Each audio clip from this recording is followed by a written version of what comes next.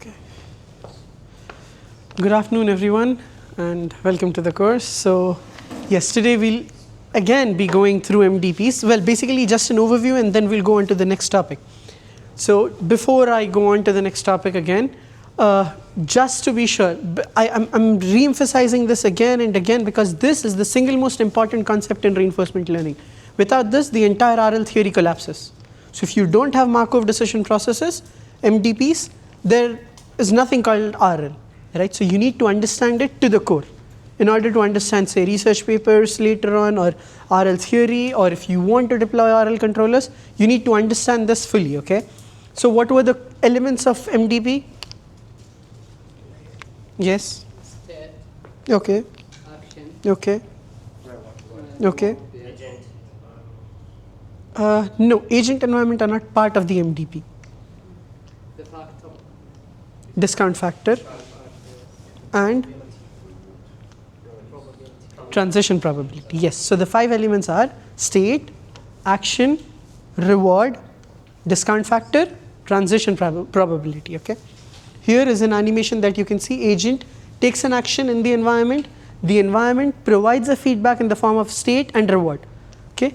State here is a feedback as well. Like that's how the agent knows where it is or where it will go. Okay. I have a small example basically to explain the concept of discount factor again. I understand it wasn't fully clear. It wasn't fully clear, right? So let me explain it this way. This is your grid world again. We'll be using grid world quite often, like I said. Your start, your goal, okay? But in this case, assume you have blocks here. You cannot go here, you cannot go here. You cannot go here. Okay? Yes. Say this is a wall basically here. Okay? You remember discount factor, I told that it is something that will prioritize current rewards more than future rewards. Right? Why are we doing that? Because of the uncertainty of the prediction of the future. One. Second thing, in order to maximize the cumulative reward in the sense of getting as many rewards as we can in the first place. Right? Okay. Now, let's assume 3 scenarios. Gamma is equal to 0, gamma equal to 1, and gamma equal to say 0.7. Okay? Smaller the value of gamma, it implies smaller the future it looks into. Right? One step ahead. 0, it doesn't care about anything, only the next reward, whatever it is getting. That is the entire reward it cares about. 1, it cares about all the rewards equally. Right? 0.7, it cares about the future, but not so much, slightly discounted, hence the term discount factor. Right? Okay. Now, the rewards design here is such that the only reward that you're getting is when you reach here plus 10. That's it. 0 everywhere else. Okay? No minus ones, no zeros, no plus ones. Okay? Your agent starts from here. Path 1, it goes here.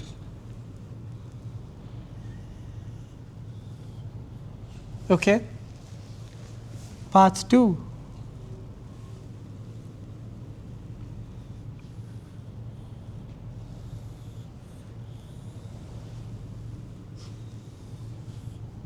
Okay. You see path 1 and path 2? Both reaches the same goal. Starts at the same point. And will get the same reward because this step 0, 0, 0, 0, 0, 0, 0, 10. So agent 1 will get a reward of plus 10. Okay? Agent 2 will get a reward of 0, 0, 0, 0, 0, 0, 0, 0, 0, 0, 0, 0, 0, 0, 0, 0, 0, 0, 0, 0, 0, 0, 0, 0, 0, 0, 0, and 0. Sorry, 10. So what's the total reward? Plus 10. But very obviously, you know that there is only one policy that is good in the sense of, okay, yeah, both policies are good because both are achieving the objective. Now, how do you define good or bad? faster. Simple as that, faster, okay? Because you're consuming less energy in that case, because you're doing it faster, therefore less dissipation of energy, it's faster, right? This gets 10, this gets 10. The agent will simply not bother learning the shortest path, right? What's the incentive of learning the shortest path? Now say if I tell you, I'm taking an exam, you write one answer or you write all 10 answers, all of you will get 50 for that. Will you bother writing 10 answers for that? You will not. There needs to be some kind of encouragement to do it in a better way, right? I say no, every question you do, you get 2 points, no matter how many questions you answer, right? Then you are more motivated to answer correctly more number of questions. Similarly here, you want to minimize the number of time steps it takes, right? You want to make it happen faster, okay? You simply add a discount factor of maybe 0.7, okay. Okay, 0 would mean that it will simply be here 0 or not good. Again, it will take next step, it will not learn properly at all, right? Because it's not seeing anything in the future, or the learning might be very, very, very slow. It will take lots of steps because it doesn't even know what to look for, right? 1, it means it's simply giving equal value to whatever path you take, irrespective of how good or bad, how efficient or inefficient that path is. Now your discount factor is 0.7, okay? Your first step, your reward is 0. Second step, your reward is 0.7 times 0. This was how many steps? 1, 2, 3, 4, 5, 6, 7, 8, okay? 0.7 times 2 times 0, plus so on till 0.7 times 8 was it, right? Okay, 8 times 10, okay? Then you get a certain value, okay? However, which will be, say, let's assume, can you do this? 0.7 times 8, okay, I'll do it. I have a calculator.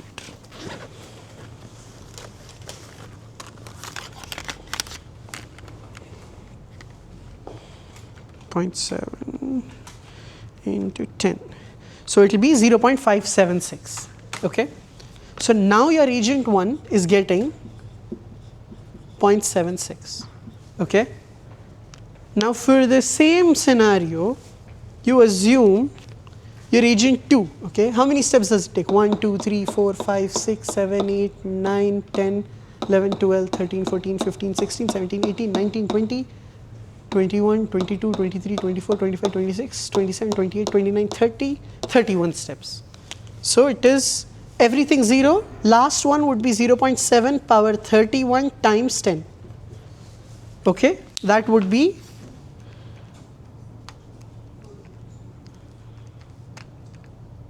wow, that's a very, very small number, okay? 1, 2, 3, 4, 1, 5, 7. Now which policy is better? Isn't it obvious now? Right? So this will incentivize the agent to devise out a policy that will result in a faster achieving of the target or reaching the goal. Got it? This is how your discount factor works. So now you know states, you know actions, you know reward, you know discount factor, and you know probability, transition probabilities, right? For a deterministic system, okay, what is a deterministic system? Where you can exactly determine what the next state will be given you take a certain action in a certain state, right?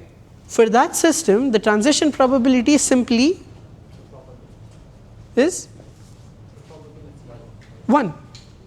For a very obvious case, like say if I give you a coin which has heads on both sides, what's the probability of getting a head when you toss the coin? 1. What's the probability of getting a tail in that coin? 0, because it's binary, right? It does have only two cases. So here, now this is obvious, right? So done transition probabilities, all 5 elements of the MDP, Markov decision processes, are clear now, right? Now we go on to something called Markov property.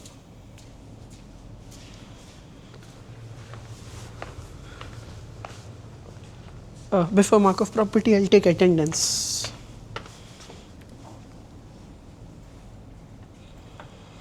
Ibrahim al-Shahari, Aqib Aman, Lewis, Ali Idris, Haifa, Maidul, Kamrul, Ibrahim Kabir, Baha, Lin, Muaz Marzouk, Iman Muhammad, Muhammad Halmi, Fethi Ordani, Jimmy, Abu Bakr Sharif, Ziyad Shoaib, Sami Talhi, Ziaullah, Khadri Usman, Muhammad Yusuf.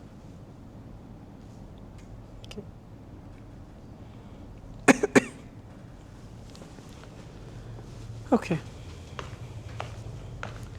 Markov property, right?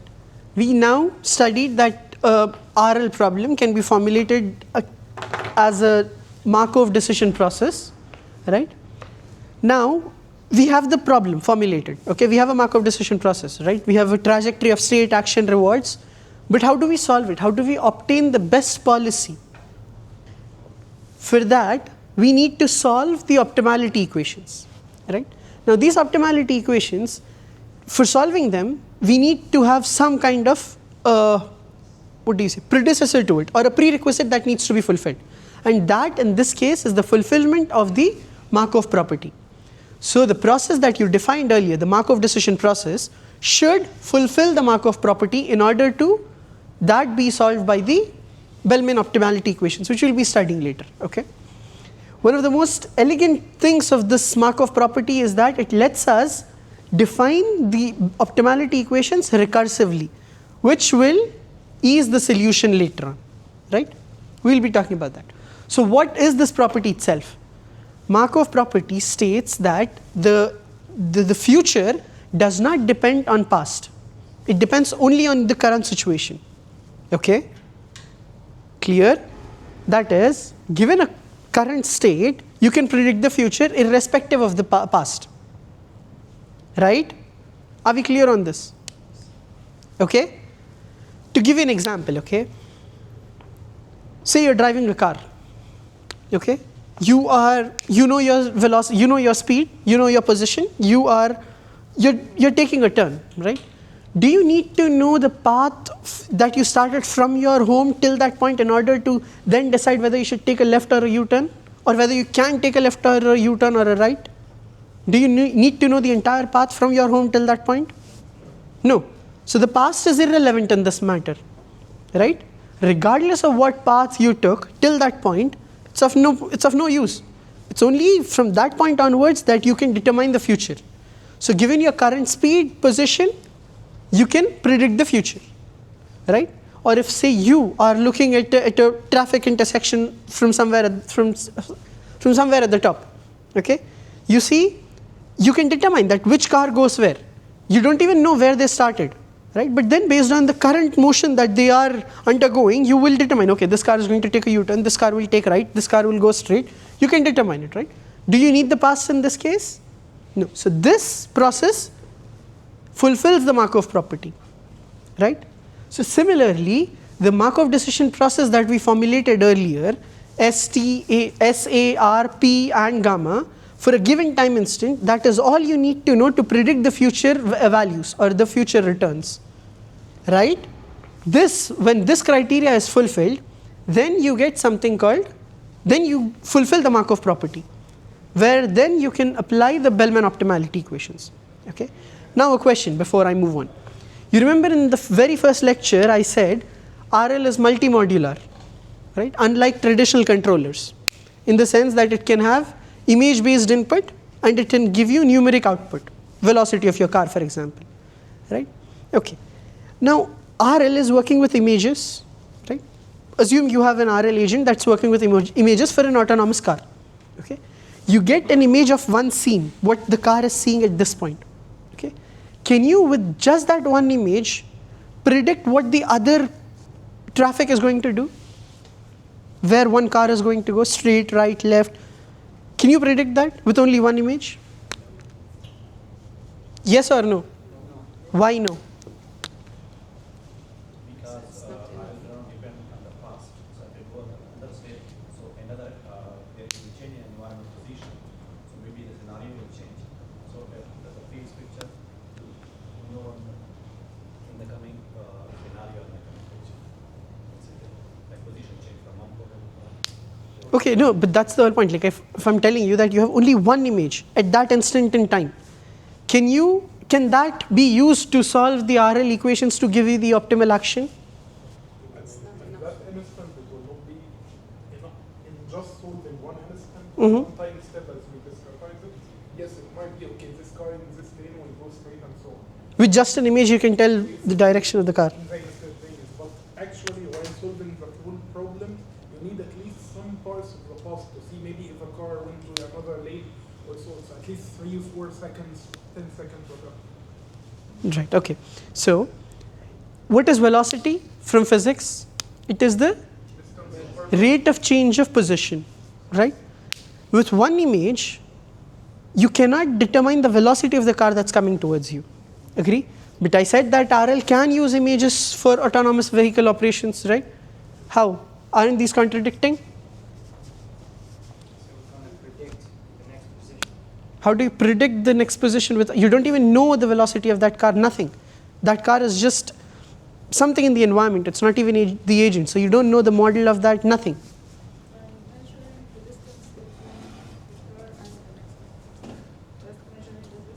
Between which car? Yeah, but that will not give you the velocity of that car. It will give you the relative distance between the two.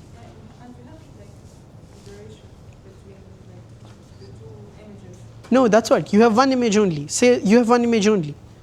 Then? Okay. You cannot, basically. Okay. The reason for that is, you remember, okay. So what was your MDP? It is state, action, reward, transition dynamics, and this discount factor. Okay. This state necessarily need not be just one state at that time step. It can be a vector of states, right? So in this cases where you cannot actually get full information of the present to predict the future based on the states, it's called something called POMDP, partially observable Markov decision process, right? In this case, what you do is you take state history. In the sense, you take say 3 or 4 images or 2 images even for that matter, okay? You take 2 images as your input, okay? So your state at that point would be a vector of image at time t and image at time t minus 1, okay? But this does not mean that you're considering the past. You don't need the past, right? It is from that point onwards, you are just trying to deduce some information for which you're using that image. Clear?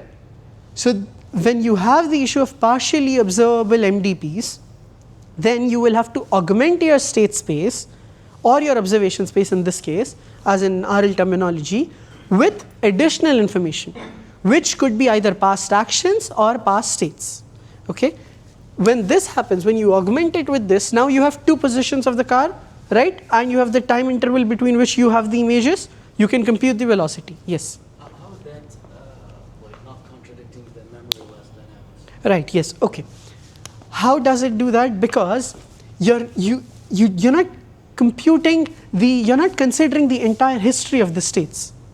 You're just taking from that time instance just 1 or 2 or whatever given your time interval that you have, the time step that you have forward, you just consider that much past, not for all the states, only for a particular state for which you want the information. That's why partially? Yes, partially observable MDPs. It's not for all the states. It's not that, say, suppose usually for a dynamic problem, say for a navigation problem, the state space that you have is x, x dot, x double dot maybe, okay, which is position, velocity, and acceleration. So you need not have the past for all of these things. For only position is enough probably, or only velocity is enough, right? Get it? So this is how you address the issue of partially observable MDPs. This was one of the most pressing issues in RL when it was applied to real world control problems, because most of the real world problems control even without image, okay, there is something called time delay in systems, right? Say when you give a command to UAV, again back to the UAV example, okay, when you throttle up, it does not exactly at that instance power up the UAV, right? There is some kind of time delay. It might be very small, in the order of nanoseconds or microseconds or milliseconds, whatever, but then there is some time delay, right? The Markovian property is absolutely at that instance. It cannot account for any history, right? So in order to account for that, researchers then included state history for one particular state or a few considerable states that they wanted, right? This helped address the POMDP, yes. Could you explain that part about the delay again? Okay, so now you have a system where you have a UAV, okay, you have a remote control with a UAV, you throttle it up. The UAV does not exact at that instant take off. Controller, and you do what? Throttle up you have a joystick, okay, remote controller, and you throttle up on that one. You have a throttle, you throttle it up. Then the UAV thrusts and moves up. It does not happen at exactly the same instance because of the actuation delays and the communication delays as well. So there could be other delays as well, right? Friction, because friction of the motors, many things. So these compounded, there is a time delay between your exact action and the thing that is happening there. So this needs to be accounted for. For this, we consider past state history. And it depends on the time step of your reinforcement learning agent as well. If it is too big, then it will miss all these things, right? So it needs to account for this. That's why even if there is a small time delay, you need to account, say, 2-3 previous steps, or depending on your time step. There's a very good paper on this one. I will share it later on how to overcome POMDP issues in RL agent training. Okay. So yes. So now we have done with this, right? So because of this Markovian property, what we get is, okay,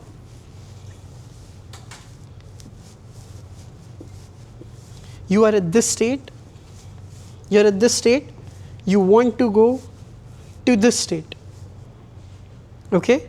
You have these two states. Now, okay, before that, I think I'll have to explain another concept here, which I wanted to do later, but I think I'll do it now. Okay. There is something called a value function in reinforcement learning. Okay. Now, what is a value function?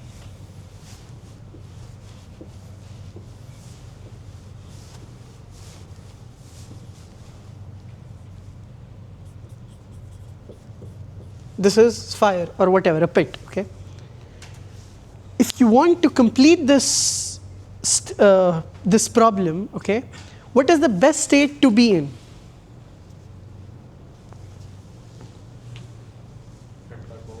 At the start or here or at the goal? Which is the best place to be in this grid world? Goal, right? Goal itself. First, goal. Apart from this, what is the other good states that you can be in? These two, right? Similarly, there is a precedence of the goodness of the states, right? Not all states are equally good, right? A few states are very good, few states are not so good. This state maybe is not very good, right? Last, because you'll directly fall into the pit maybe, for example, right? So here, every state here has a certain value, right? Which is the value function, okay? So value function is the expectation of the cumulative reward, which is the return given a state t. Okay? There are a few notations I'll introduce here now. This is the expectation operator, okay, borrowed from probabilities, and even this is from probabilities. So you have expectation. Expectation is the reward that you're expecting to get cumulative over the total number of time steps given you are in this state or any state, right? Now if you are in this state, say -1, again back to -1 example, -1, -1, -1, -1. No, not all steps are -1, okay, yeah. Sorry. For every step you get -1, okay? So if you are here, if you reach the goal, you simply get a 0, okay? If you are here, how many steps do you have to take to reach the goal? 1. So what would be the value of this state? -1, because from this step you only have one more step to take, right? Here, let's assume this would be -2, this would be -3, this would be -4, this would be -5, right? Assuming that this is the only trajectory and we forget the others, okay? This would be your value here, because in this state, if you are in this state, the total cumulative reward that you can get is -1, right? If you are in this state, what is the cumulative reward that you can get? You get this point? How does this work? Clear, everyone? So basically, it means each box has my negative 1, then cumulatively you have -2 and so on. Exactly. So what happens is when you start from, okay, assuming this is the optimal path, okay, and you get -1 for every step, okay, assume you get -1 for every step. When you move from here to here, what's the reward that you will get? -1. For the next step again, you would get -1, you would get a -1, you would get a -1, you would get a -1, and finally you would get a 0. Okay? 1, 2, 3, 4, 1, 2, 3, 4, 5. Okay. So the total reward that you will get is -5, starting from this position, right? However, if you ran, this start position might not be fixed, right? You start here then. Say you start here in this case. This is S1, this is S2. Second time you start from here. Okay, you're already closer to the goal now. Right? Because remember, in reinforcement learning, we are not trying to make the agent memorize the path, right? We want the agent to learn the best path, so that even if the start or goal position changes or the obstacle changes here, it should still be able to devise a path, which is the most efficient one. Yes? For this case, I think the value is the expected reward given the state action pair, right? Because we're saying, for example, -1 beside the fire. Yes, the maximum can get, but if he took the action on the left, it'll be done. Yeah. So, Assuming, okay, yes, okay, that is one thing. But now here we are assuming that the policy is only go straight maybe. We are already predefining the policy here. Yes, otherwise being close to here might not be a good thing, true. But then both of these will not be good, right? But you have to go. Say this is -5, but this is +10, right? So that will balance out. This will give you more positive reward than this negative reward, right? Okay. So if you are here, what is the maximum cumulative reward that you will get?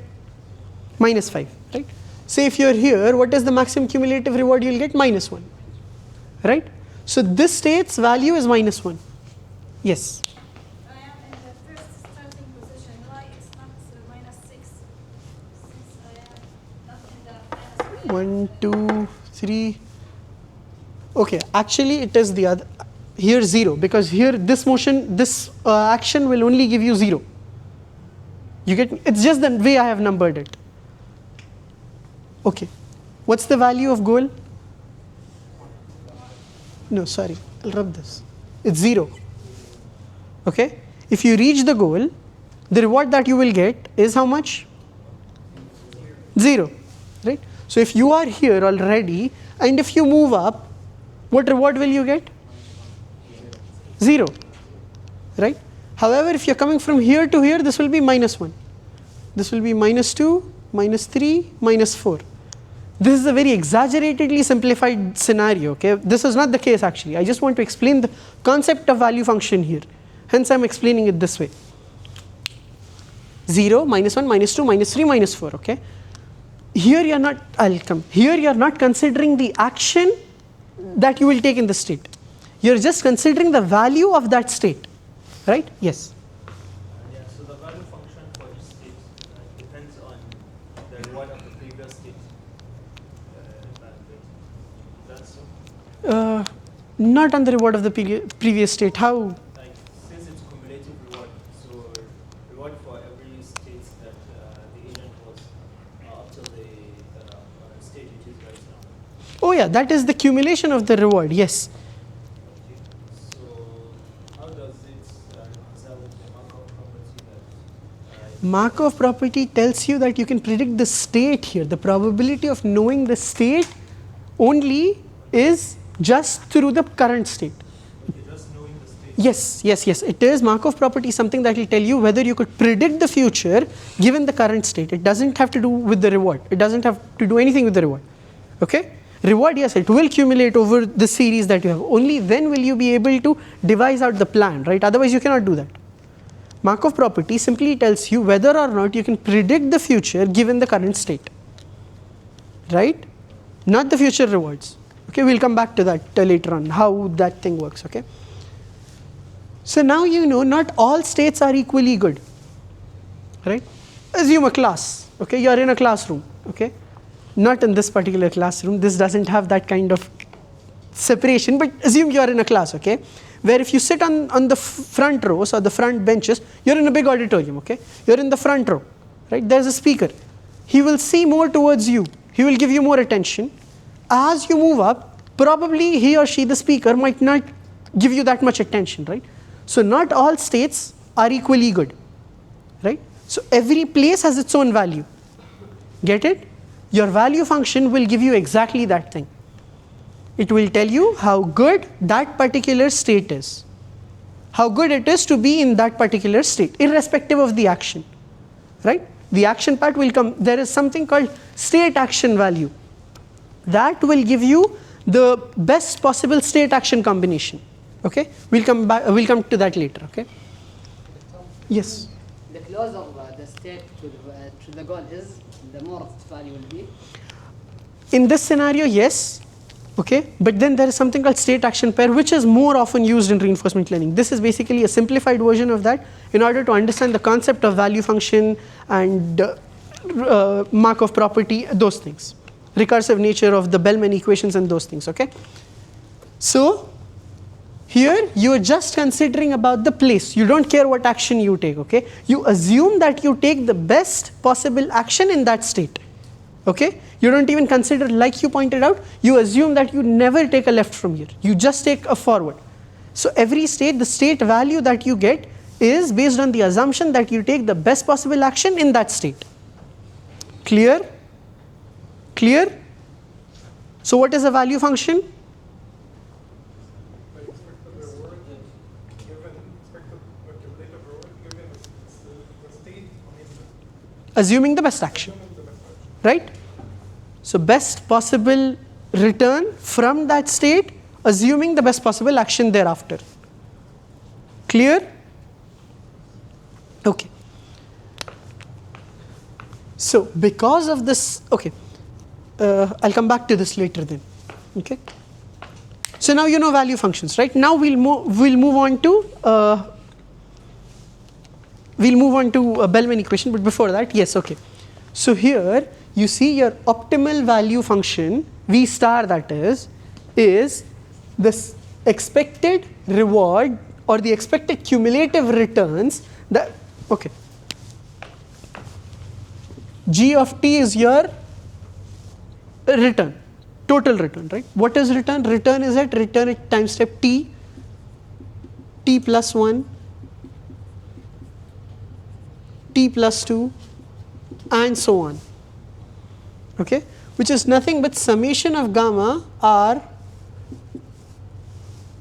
right, over infinite timeline, or I is equal to 0 to n for a fixed episode. Okay, clear? Clear? Given a certain state only. Okay, here you don't care about the action because you're assuming that you take the best action. Clear? So your optimal value function is the expected cumulative reward for that state given you take the best possible action, right? But like you pointed out, right, every state cannot simply be good, right, just because it is closer to the goal. Here it is closer to the fire pit as well. So one bad action and you fall, one good action you go in. Okay, that's why there is something called Q values. Okay, which is the state action pair. You consider here state and action both. Okay? Here you see what action is best to take in what state. Right? So in this case, your state is good if you take the up action. Right? But again, for your ideal policy, this is the shortest path. So you have to be in this state and you have to ensure that you take the up action here. Right? Right?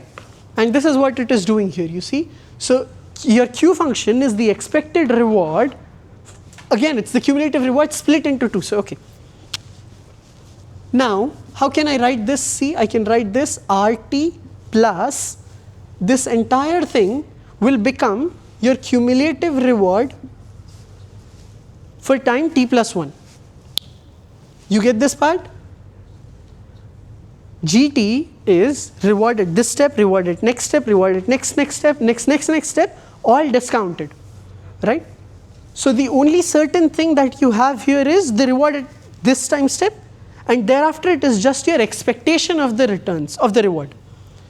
Therefore, you have your GT is rewarded this time step plus the discounted expected return, right?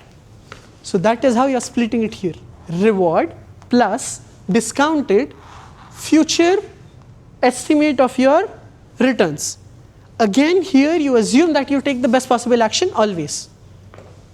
Okay? Okay? Clear? Doctor, Yes. what is the difference between the letters? Here we are having G and here we are having Q. Okay. G stands for return, which is the cumulative reward, sum of reward basically for the entire episode, or for a continuous task it is still infinity. Q here stands for the Q value itself, that is the state action value. Okay? Right?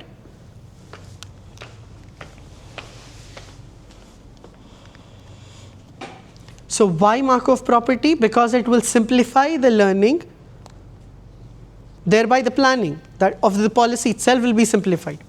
Okay? And it allows us to use something called dynamic programming. We'll be studying it in the next lecture. Yes, in the next lecture. Okay? So because of that, we can use dynamic programming, which will help us solve the equation optimally, right? Which will give us the optimal policies. Yes. What was S prime and A prime? The last line Q. S prime is the next state, A prime is the next action.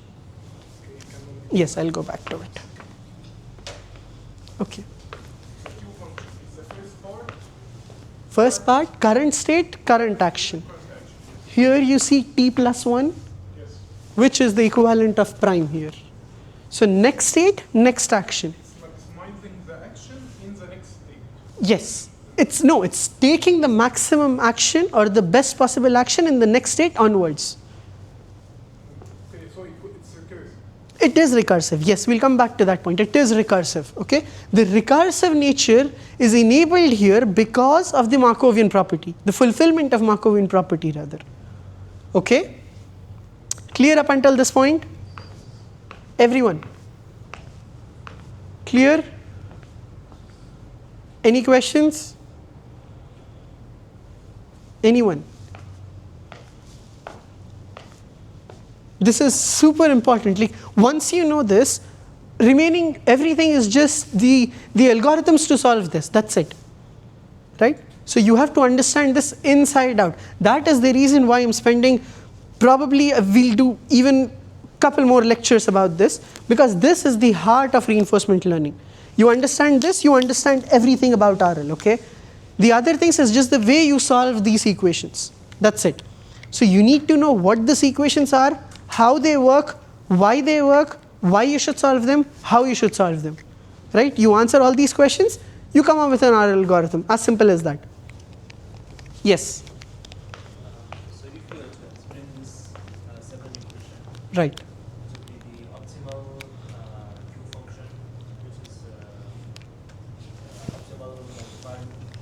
Is the Q function the same as prime? It is, but it is state action pair both. Like it doesn't simply consider how good that state is, but how good a particular action in that state is. Okay, so it means it's equal to the expected reward for that given Yes. state, and while taking an action in that state plus a discounted. Here you're simply, instead of G, you're using Q. The reason for that, okay, yeah, thank you for pointing that out. The reason for that is, what is your expected, what is your return here? It is simply the sum of your rewards, right? Here, your Q value is also what? Is also your reward, like it tells you how good that state or action pair is through the reward function. So here you're assuming that you take the best policy from the next step onwards and you continue that. That answers your question? Yes. How we are calculating the current Q from the future Q? Okay. Initially, you start with a guess. That guess can simply be 0, 0, 0. You initialize all state action pairs as 0, 0. Okay. You have the final goal or whatever. Like say you have a continuous reward function where for every time step you have -1 or whatever. Then you do one iteration. We'll do a numerical example on that as well. You do one iteration, okay? You update your Q values. Second iteration, again, you do the same. You repeat these iterations till the values converge. And by convergence, I mean that your table does not change, right? When it is fixed, you know, okay, fine, this is good now, right? So initially, when you're estimating the value function or the Q value function, okay, you initialize a table. The reason why I tell this is a table is because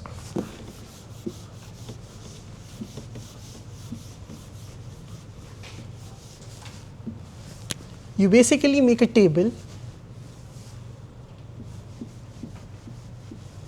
of states and actions. Okay? State 1, 2, 3, 4, 5, 6, action A, B, C, D, whatever. Okay? You say that if I take action A in state 1, that is very good, +1. This is 0, -5, whatever, you fill in these values. So basically, this is an entire algorithm called Q-learning, which we'll be studying later probably in a couple of weeks. Okay? This is the entire concept of Q-learning. You formulate a table, you update that table, and based on that table, then you will get, say, this point, this point, this point, this point, this point, this point, this point. You will get, for every row and every column, you will get one optimal value. That would mean that if you're in that state, take this action. If you are in this state, take this action. If you are in this state, take this action. The maximum value that you get for that row column would be the ideal state action pair. Okay? Let me explain it with an example again. You have blocks here, right? Again, my water bottle, always with me there, right? So when I'm going there, right? Okay. If I'm here, I'm starting from here, okay? Is this state good or bad? Which is the one? This state, I'm standing here on this block, okay? Forget my orientation, I'm here on this block. Is it a good place or a bad place? It's a bad place since you're far from the positive. Right, okay. We need to compare it to another. No, that in itself is also, you can tell whether it's good or not, right? Okay. Now what is even worse? Me standing in this block oriented towards the bottle, or me standing in this block oriented towards the wall? What is worse? Wall. Why?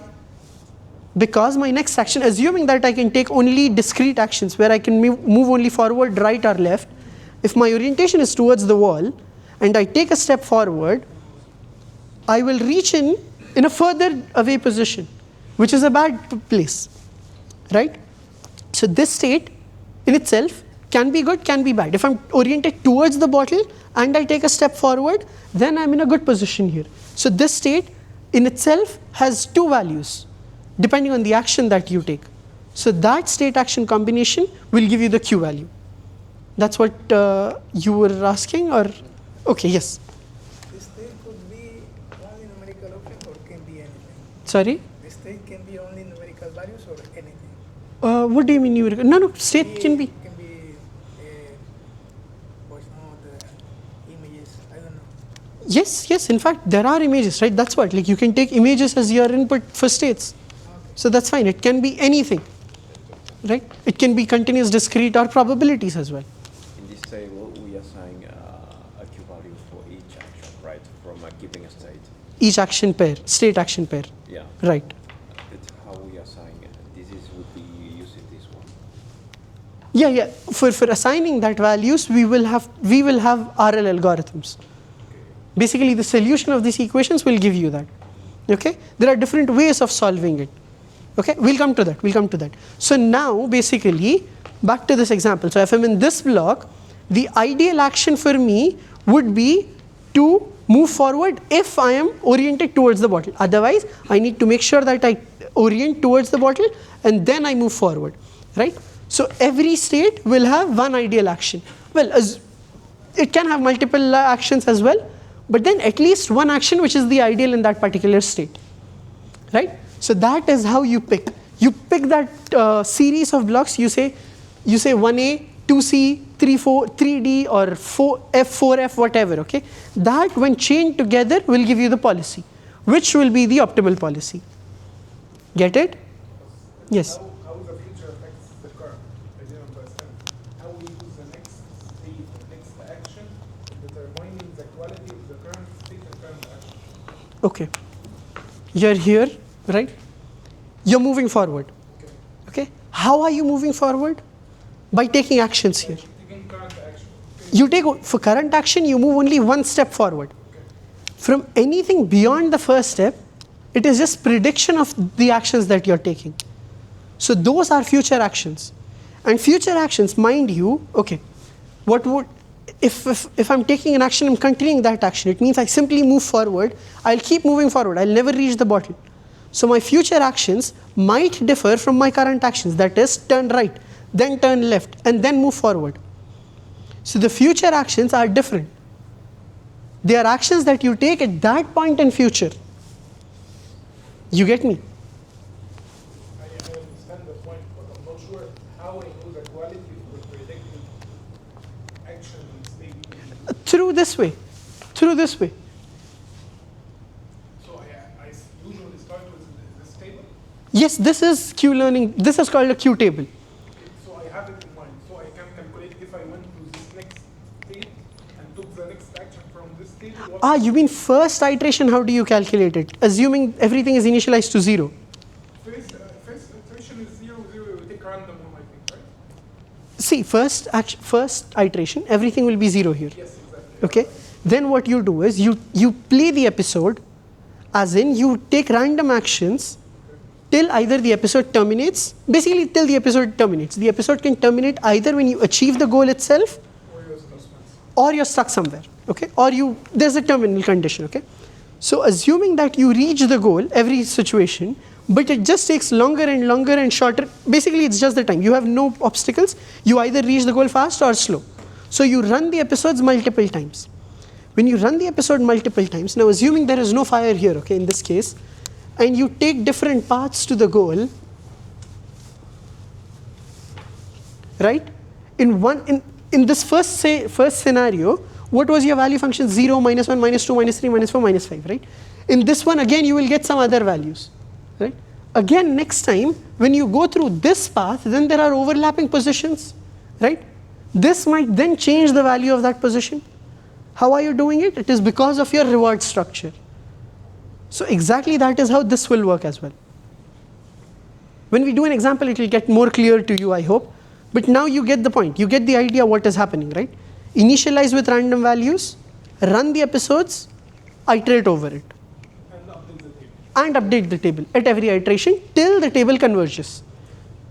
So updating a table, like you start with a word table and you end up with the cumulative, the word table where you converge, is that? Yes, yes. At that point, what happens is every state will have a corresponding action for which it gets the maximum reward. And then your policy will be formulated in that way, in the sense that it will simply be, if you are in that state, lookup, yes. It basically makes a lookup table for you. Like, okay, I'm in state 1, what's the best action? Do this. Basically how pilots, say pilot, there's a pilot, okay? He or she is flying the aircraft. They see, they're like, okay, fine, I'm here at this altitude. The best thing for me to do is dump this fuel this much. So there's basically a set of instruction. This will give you that thing, this Q table. Okay. Now how this is formulated, how this is updated, we'll be studying in something called Q learning algorithm, which is the foundational algorithm of reinforcement learning. Okay. Yes. We are kind of moving, we are trying to move into best action, right? We're trying to? If we are in a state, we are trying to take the best action possible Yes. in the state. Yes. And in the next iteration, we are trying to do the same thing. We are trying to move in the best action. This won't lead us for a local optimum. No, it will not. It will not, because simply because of the number of iterations you do and because of the randomization. Yes, there is something called exploration versus exploitation dilemma. I'm using a lot of terminology. You will come to know later on in the classes when we talk more in detail about that. But then in general, there is something called exploration versus exploitation dilemma in reinforcement learning. Okay, what it does is, now like you said, we assume that we take the best action every time, every episode in that particular state. Okay, but there might be some other action which is better. But because we assume this is the best, we keep on doing it, right? We exploit that action. We are not exploring enough, right? So then it might not learn the best possible policy, which would result in a local minima and not the global minima, right? In order to account for that and counter that, what we do is we include randomness here. So the actions it takes, it thinks that in that particular episode that is the best action, but it is not. It is just random action. So cumulatively, that is the reason why we do multiple iterations to update this to make it a lookup table. Right? Probably in the very first iteration you might get the ideal Q table, right? But then we again run it with different set of actions. So now you are in this state, you run a different action, right? And then you see whether it's better than the previous action or not. And you do this again and again and again and again and again. Right? The assumption here, no, it's not just an assumption. In fact, that is how the convergence happens. The convergence happens when you have exhausted all possible combinations, right? Now this might seem practical, yes, okay. You did that answer your question? Yeah. Sure. Yeah. 100%. Global exploration and local exploration. Yes. So then you have to balance your exploitation with exploration, right? Because the agent inherently will be programmed in such a way to get the maximum cumulative rewards, right? So it will not explore. Therefore, you add something called, I'll use that term now, something called epsilon greedy policy, okay? A greedy policy is something which will always try to maximize the reward, right? But then you balance it by something called, there's an epsilon term, okay, later on I'll talk about that in detail. That will balance it, okay? That will say the agent that, okay, fine, you did that, but now try to take a different action, even if it is not the best action. Let's at least see whether it is, how good or bad that is. And you do that till you cover the entire search grid, right? Now, okay. We deal with continuous data or continuous state. We know in a grid, we know state 1, state 2, state 3. Exactly, that is what my next sentence was. So now, this is super exhaustive, right? Assume only for say a 4x4 matrix, you would have so many combinations. Like say you have 4 states, okay, 4x4 states, you have 16 states and you have 4 actions, right, left, front, back. That would, just for such a small scenario, result in so many calculations, right? Which would be impractical to even think for a robotic application which is continuous in nature, right? You can have infinite speeds, infinite positions, in multiple things, right? You cannot do that. Hence comes neural networks. So there is so this method where you make a table and you use it as a lookup table is called Q learning, okay? When you replace the table with neural networks, it becomes something called deep Q learning, DQN, right? And from there on, you have other improvements, okay? I don't want to rush into that now, but yes. So we can deal with continuous data with Q learning.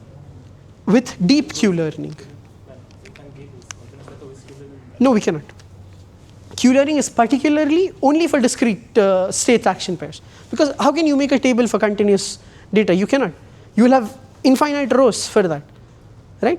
So therefore, you need to have neural networks for that case. This is basically something to help you understand the concepts. For most practical purposes, you will use deep reinforcement learning, okay? Clear up until this point? Yes. And Q-learning is only for discrete what? For discrete state inductions. Okay. Because you have to make a table like this. Right. So each table, say, will have a column header and a row header, which would correspond to that particular state induction. And that can happen only when we have discrete, like we have finite number of states inductions. If we have infinite, we cannot have this enough number of states. So the rows would be infinite. Or if action is continuous, the columns will be infinite. Yes. And going from like do we apply Bellman's equation with the discount factor? Yes. And the epsilon greedy going from one like constructing the Q table like iteratively? Is that how we go about it? Yes, but not epsilon greedy at this stage. Epsilon greedy will be used with a different algorithm, because here we are assuming that it is an exhaustive search, so we could try all possible combinations. So we don't need to force exploration here. Bellman's equation has an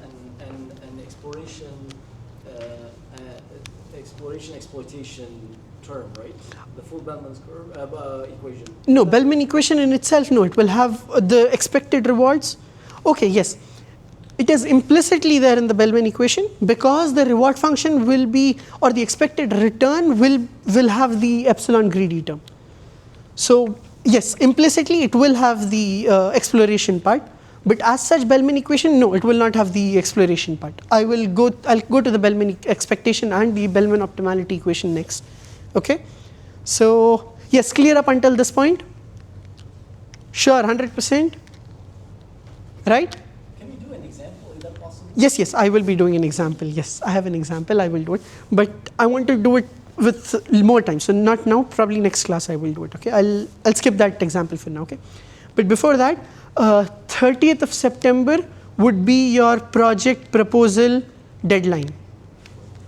Okay, and somewhere around the midterm or midterm week, you will have to present a paper, every one of you, 10 minutes individually, and that would be an assignment. Okay, so that assignment will be two parts. First part, you present. Okay, and when the audience or the other students are listening to it, they have to ask relevant questions. So you'll be graded based on what questions you ask as well. Right? Yes. What questions we ask or we answer? Both. Both. So if I don't have any questions? Okay, it is designed just to encourage you to ask questions. Okay, I understand at times there might not be any questions, you'll not be penalized for it, but then there are 24 students in this class, 24 different presentations, and surely you should have at least one question during the 24 presentations, right? Don't just put the presenter in spot, but then try to come up with something really good questions. Okay, clear everyone? Okay, yeah, this was just a note. No. That is paper presentation. That's your assignment. That's an assignment. Progress presentation is part of your project grade. This is part of your assignment grade. Yes. Sorry? RL. Oh, sorry. Right. RL paper. Right. Obviously not any paper. RL paper. Right? Sorry? The midterm, when do we do the presentation? Around the midterm week. I'll tell you. I'm just telling you so that you are aware of what's going to happen in the course later on. Okay? Are we going to post these announcements? Obviously, yes, obviously. Now you did get the homework assignment, I'm assuming every one of you. Next week is the deadline for submitting assignment 1. Right? Okay.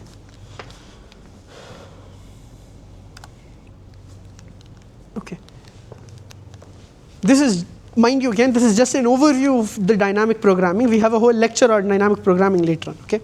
So here just to give you an overview of what this is. Okay. Now assume a scenario where you have this transition probability.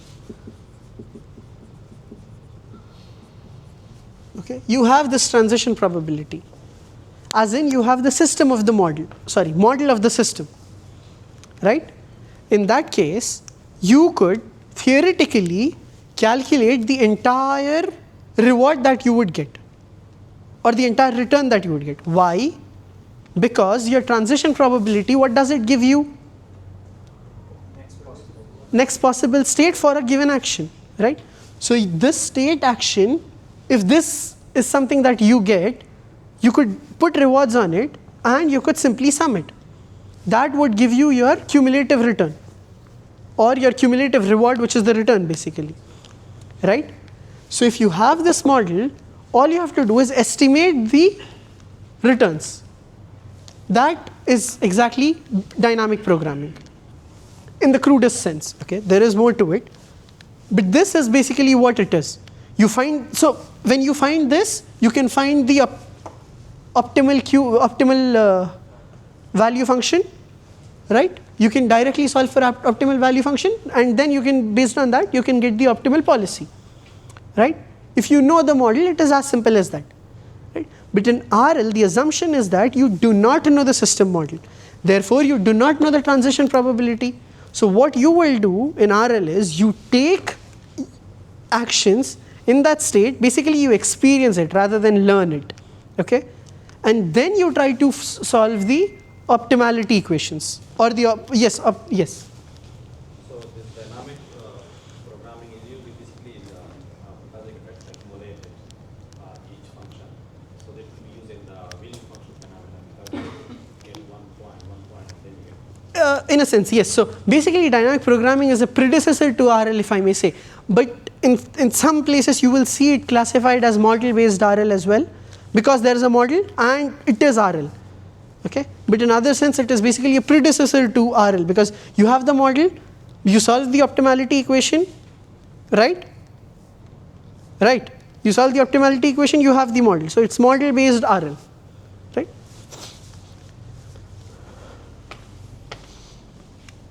RL is basically, yeah, since you don't have the model, you are now approximating the dynamic programming output, DP output, right? So when, okay, I already talked about this. So when does this Markov property break? When you have, say, image based input, right? In that case, if you have only one image, you cannot deduce the other states, then, okay, to answer that question again, yes. So I told Markov property is independent of the past, right? But we are taking two images, right? So that contradicts with Markov property, right? So if there is a way where you could simply, so assume again autonomous driving scenario, okay? You take one image input, right? You get the position of the cars, different cars of the environment, everything, but you don't know the velocities. Hence, because you don't know the velocities, you're trying to deduce the velocities from it. It's basically math at this point. It is not breaking of the Markov property, right? If you have a means by which you could simply say you give image input, okay, and you give velocity as the number, in that case you don't need previous images. So it is independent of the past in that case, right? Clear? So we are doing that to augment the or observation space or the state space, right? It is not in contradiction with the Markov property, right? Clear? That's why it's called partially observable MDPs, right? There is some part of the observation that is missing. So we augment that by using state history or action history in some cases, right?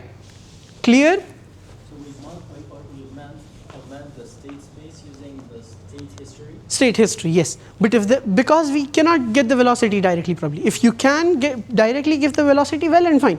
Give image, give velocity, that's it. Right? Then you can predict, because velocity itself is a vector, right? You know the direction, you know the magnitude of it. So you're like, this car has this velocity vector, so it will go in this direction with this magnitude, with this speed. Therefore, you know where that car will go. Your RL agent can then predict, plan accordingly the optimal path, right?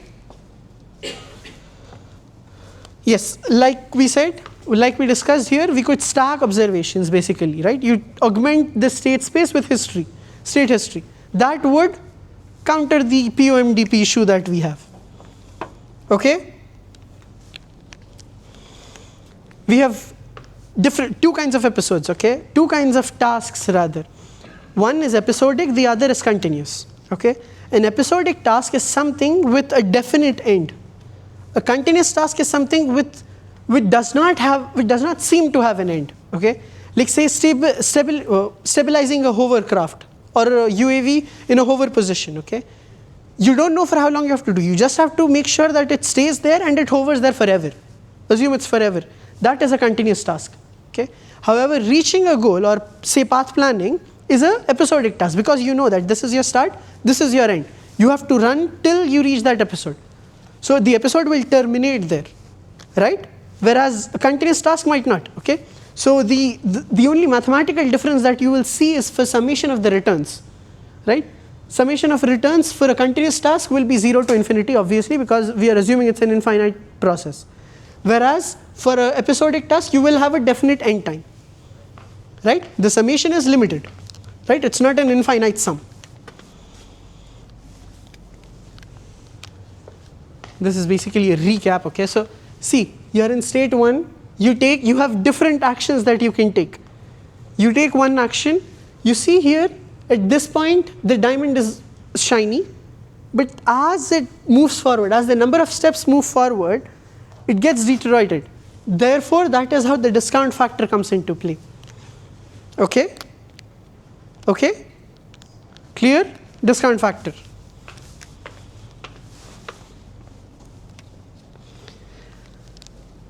Yes, here is an example. We'll be doing a detailed numerical example next class, just to give you an overview.